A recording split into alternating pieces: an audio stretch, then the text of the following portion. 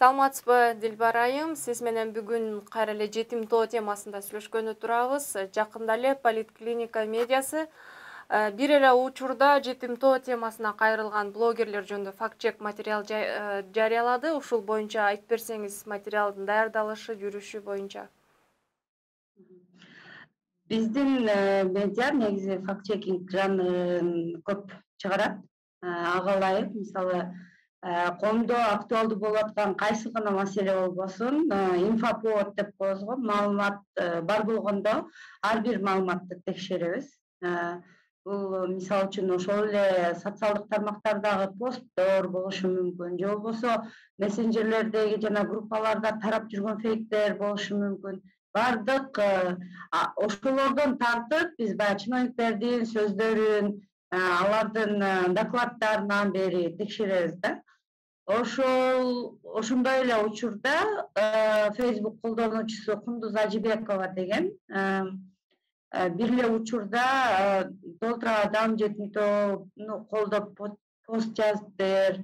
Анан акча алганбы деген суроо менен пост коюптур. Анан биз ушуну текшерип көрөлү деп журналисттер алыптыр. Ал теманы бир канча адамдын ошол чындыгында эле 10-августта пост жазганын аныкташты да. Анан бирок баягы акча алганбы деген суроосуна түз жооп бериш биз аныкташыбыз кыйын да аны.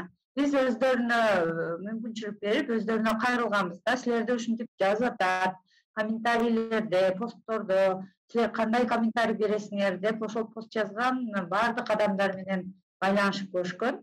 Алар акча алган эмеспиз деп жооп беришкен.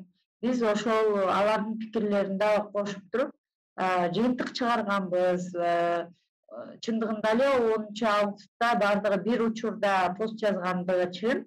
Бирок алар акча албаганын айтып жатышат деп чыгарганбыз. Анан ошол эле учурда жазып атканда Жазгүл Ибраева деген журналист жазган постун өчүргөн экен. Анан кыздар байланышып, неге ошол постуңузду өчүрүп салдыңыз десе, мен элдер туура эмес түшүнүп калган экен, ошон үчүн мындай оңдоп атам деген сыяктуу жооп бериптир. Мен өзүм дагы записин кайра угуп чыктым. Ошон үчүн өчүргөнүн түшүндүрүп берип атат журналисткечи. Анан ошол бир эле учурда пост жазган, бирок кайра өчүрүшкөн деген заголовок менен кетти материал. Бирок биз ошо материалда эч кимдин аброюна шек келтирген жокпуз. Кандайдыр бир туура эмес жыйынтыктарды чыгарган жокпуз. Биз кандай болсо ошондой жыйынтык менен биз бердик. Ал жерде биз эч кимди акча алыптыр деп мындай айыптаган жокпуз.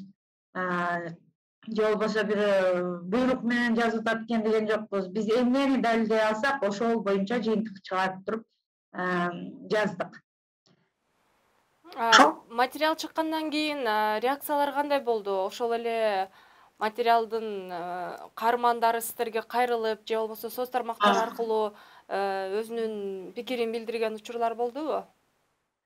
Реакциялар эми негизи мен мынчалык реакция болот деп ал материалдан күткөн эмесмин. Бул катардагы эле факт-чекинг болчу. Эмнегедир ошол материалды бизди акча алды деп айыптап атышат дегендей ракурста талкуулап башташты да. Анан бизди белгилеп, ушу туура эмес, анан эмне далилдеп бересиңерби акча алганын деп ушундай талкуулап жатышты да. Мен аларга дагы суроо берип аттым, биз эмне материалда акча алган деген жыйынтык бар экенби, утверждение деп коебуз го, ырастама бар экенби, ошол жерин көрсөткүлө, анан журналисттик этиканы эске албайсыңарбы деген сыяктуу дооматтар айтылып атат. Журналисттик этиканын кайсы беренеси бузулуп атат, мага көрсөткүлө десек, көрсөтүп бере албайт да. Силер бизди айыптап атасыңар, анан акча алган деп атасыңар. Акча алды деген сөз жок ал текстте. Анан биз айттык, макул. Анан биз эмеге комиссияга кайрылабыз, этика боюнча комиссияга кайрылабыз, сотко кайрылабыз деп атышты. Биз эми силер ал силердин конституциялык укугуңар, кайрыла бергиле деп ошентип койдук. Ошол журналисттик этикага байланыштуу комиссияга кайрылабыз дегенди биз дагы окуп калдык. Бул боюнча сиздердин юристтер менен кеңештиңиздерби, сүйлөштүңүздөрбү? Реакция кандай болушу мүмкүн сиздер тараптан?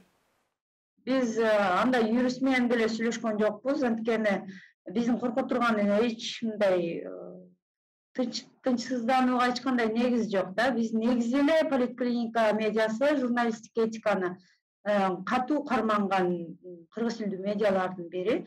Ал материалды дагы ошо журналисттик этиканы өзү окуп көргөн адамдар окуп чыкса, бир дагы мындай бир дагы бир нерсе бузулбаганын билишет да. Эми кайрылып көрүшсүн, анан комиссия неме ошол беренелер боюнча карап көрөт да, талдап көрөт, анан өзүнүн жыйынтыгын чыгарат деген ойдомун.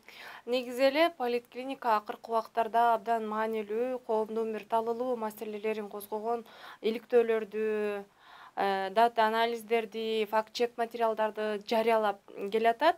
Кыргыз тилинде баса белгилеп кетүүчү нерсе. Негизи политклиникага мындан улам басым, кысым же болбосо кандайдыр бир коркутуулар болгонбу буга чейин дагы?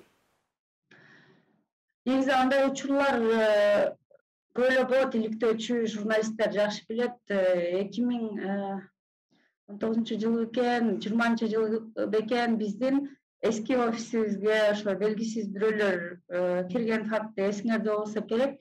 Ал учурда ошо бирөөлөр түнкүсүн офиске кирип, журналисттердин компьютерлерин иштетип, анан баягы жазган блокнотторун алып кеткен, хард дискибизди алып кеткен да. Анан биз ал иш эмне болду, милицияга кайрылып, артынан болжолду бирөө кириши мүмкүн деп шектүү адамды видео байкоолордон таап берген күндө дагы укук коргоо органдары эч кандай чара көрбөй койгон. Анан биз ал учурда иликтөөнү жаңы баштап аткан учурубуз болчу. Андан бери баягы коопсуздук боюнча да бир канча окутуулардан өттүк, коопсуздугубузду бир аз болсо да бекемдедик. Анан бул укук коргоо органдарынан бир мындай майнап чыкпайт экен, бизди коргобойт экен деген жыйынтык менен эле анан өзүбүздү өзүбүз коргоп баштадык да. Ошондой учурлар болгон. Анан негизи азыр мени чочулаткан нерсе бул ушул биздин кесиптештерибизди эле пайдаланып дагы балким бизге бир бизден өч алууну каалаган тараптар балким колдонуп кетеби деген чочулуу бар. Ошол нерсенин алдын алуу мүмкүнбү сиздин оюңузча? Кесиптештердин арасында эми мен түшүнгөн боюнча мындай тыңчы сыяктуу кимдир бирөөнү жалдап деп айтып жатасыз да, э?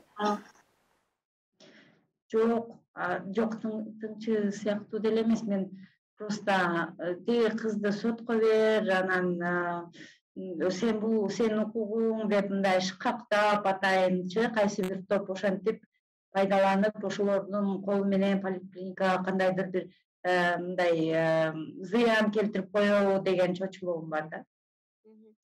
Сизге рахмат Дилбар айым, ишиңиздерге, сиздердин мээнеттүү ишиңиздерге ийгиликтерди каалайбыз. Чоң рахмат силерге дагы.